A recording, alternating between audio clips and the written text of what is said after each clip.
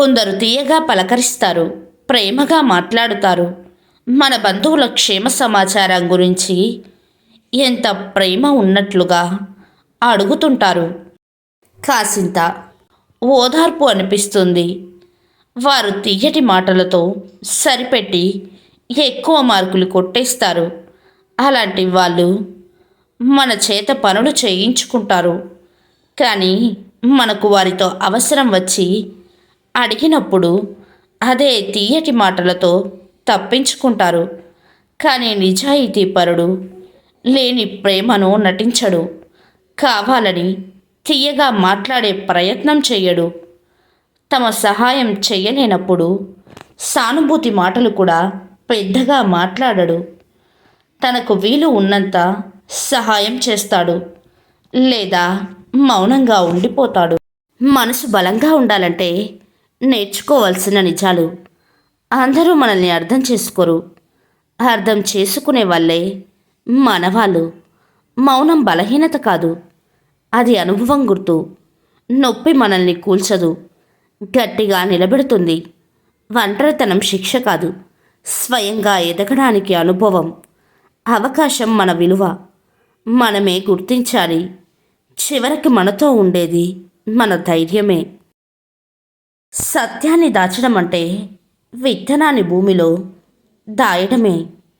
అది ఎప్పటికైనా భూమి పొరలు చీల్చుకొని వచ్చి మరి తన ఉనికిని చాటుకుంటుంది. మన అనుకున్న వారిని పలకరించాలి అంటే ఉండాల్సింది సమయం కాదు, మనసు. మనసు ఉంటే సమయం ఖచ్చితంగా ఉంటుంది. కష్టాలు మనకి చాలా దగ్గర చుట్టాలు.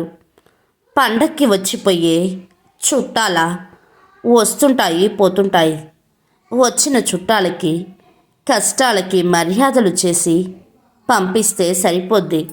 పరిస్థితులు ఎలాంటి వ్యక్తినైనా మార్చేస్తాయి. సున్నితంగా ఉన్నవారిని కఠినంగా, కఠినంగా ఉన్నవారిని సున్నితంగాను మార్చేస్తాయి. కాలంతో పాటు మనిషిలో మార్పు సహజం. ఎప్పుడు ఒకేలా ఉంటారని ఎవరిని అనుకోవద్దు. ఒకరి మీద అంచనాలు పెట్టుకొని బాధపడడం కన్నా ముందుగా నిన్ను నువ్వు నమ్ముకో మిత్రమా. అబద్ధాలు మోసాలతో కీర్తి ప్రతిష్టలను ఎంత గొప్పగా నిర్మించుకున్నా అవి కూలిపోవడానికి ఒక్క నిజం చాలు. అందుకే కష్టమైన నీతిగా బ్రతకడమే మనిషికి ఉత్తమ మార్గం. ఒక్కోసారి నీ నిజాయితీ, ధైర్యం, తెలివితేటలు ఇవేమీ నిన్ను గెలిపించలేనప్పుడు ఓర్పు, సహనం మాత్రమే నిన్ను గెలిపించగలవు. ఆ కాలంలో ఇరుగు పొరుగు వారు కుటుంబ సభ్యుల్లా ఉండేవారు. ఈ కాలంలో కుటుంబ సభ్యులే ఇరుగు పొరుగు వారిలా మారిపోయారు. కుటుంబం అంటే అందమైన తోట. అందులో ప్రేమానురాగాలు అని నీరు పోస్తేనే ఆ బంధాలు పచ్చగా ఉంటాయి. ప్రాణం పోతే తిరిగి రాదు అనే నిజం మనకు తెలిసిన మనిషి చనిపోగానే తిరిగి రమ్మని, బతికి రమ్మని శవం మీద పడి గుండెలు బాదుకొని బోరున ఏడుస్తాం.